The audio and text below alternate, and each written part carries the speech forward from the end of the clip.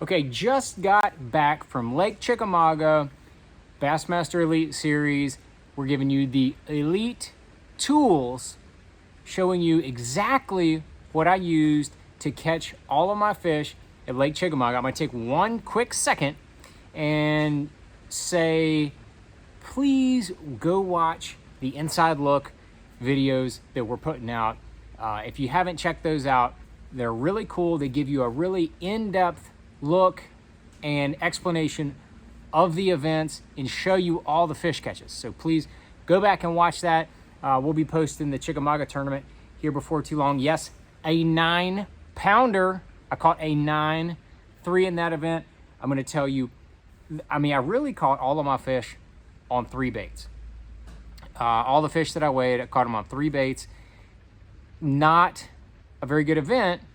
Luckily, I had a few decent fish, including a 9.3, which ended up putting me in 56th place.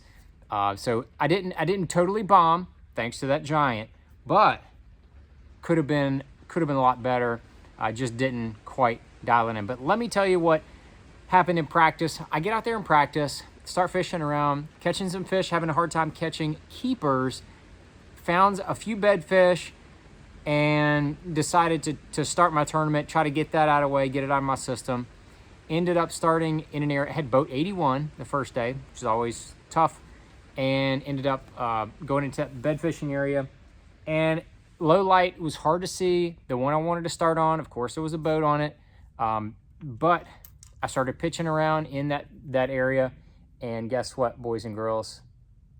The Destroyer came through for me again. I caught a 4.5 pounder right off the bat. The first 5 or 10 minutes, caught a 4.5 pounder, and that is a green pumpkin flash, Missile Baits Destroyer, 5/0 Gamakatsu heavy cover worm hook, 3/8 tungsten sinker. I think it's a Titan tungsten.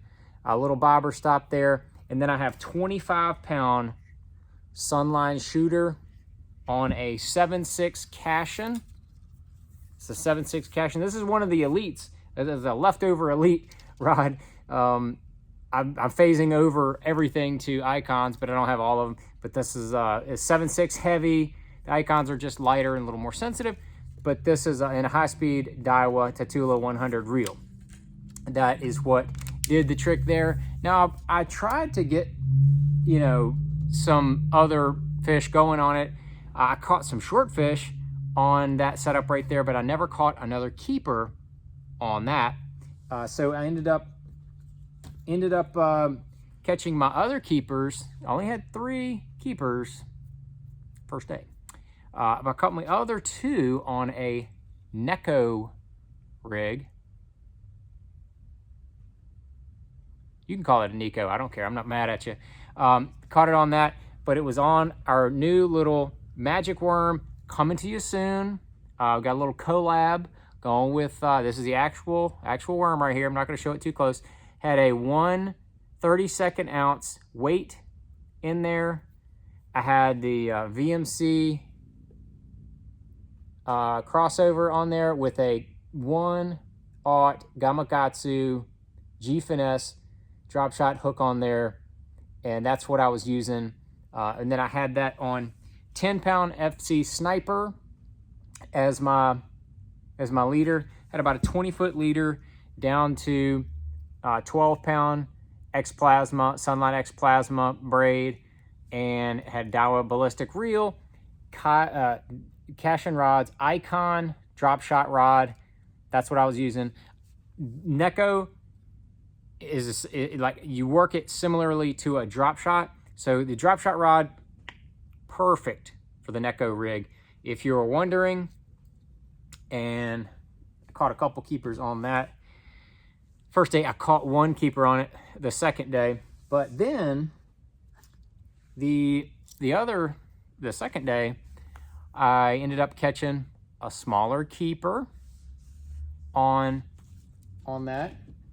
And I tell you what, I left out a bit. I caught 1 keeper, caught a keeper on a glide bait. I'm gonna dig it out of my rod locker here in just a second.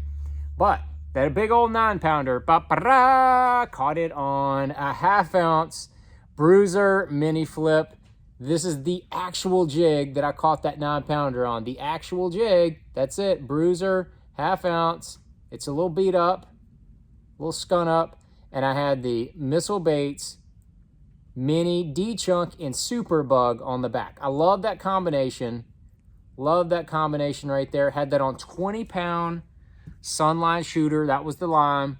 I mean, I cracked back into that big old thing and did not move her.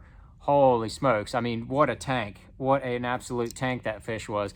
But I had that on an Icon flipping stick, 7.6 medium heavy, and a high-speed Daiwa Tatula reel.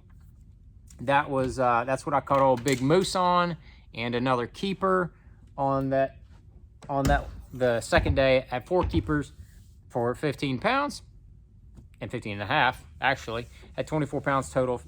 I missed the cut. I lost one first day. Wham, right? It happens. But let me dig this glide bait out. Bear with me, folks.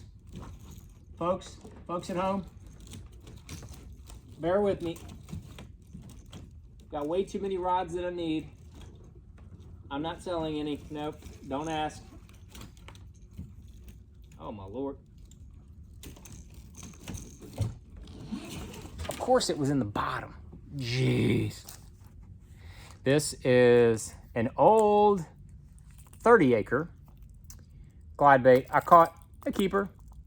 It was like a 16-incher, but I caught it on the, I had a 20-pound, had that on 20-pound sunline shooter. That was the line I was using.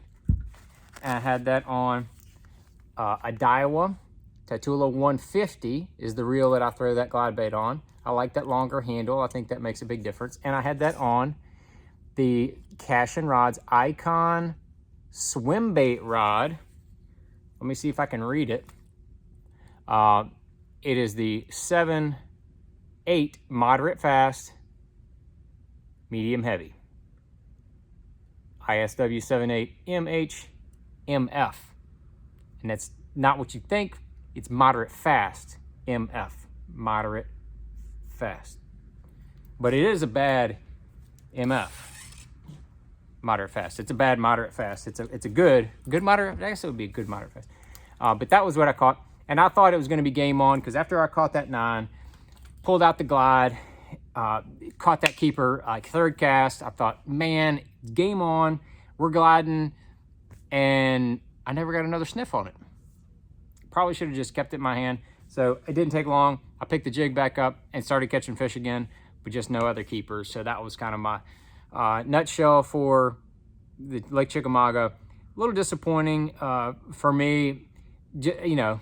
But I'm thankful on the other hand that I did catch that 9.3 and gave me some good weight and kept me up in the standings. So got a lot of AOY points. That was huge. I think at the end of the year, that one fish is going to be huge, no matter what. But I've got to finish strong.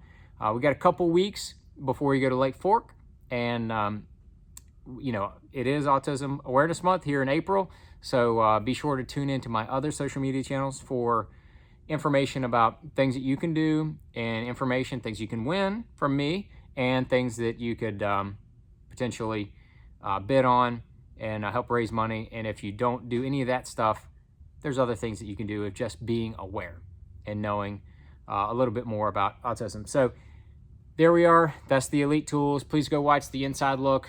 We just posted the classic one here not too long ago.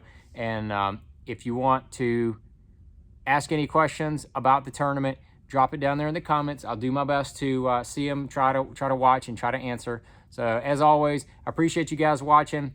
Thanks for following, and I love the interaction. So if you have any questions or comments, please drop them down there. Thanks.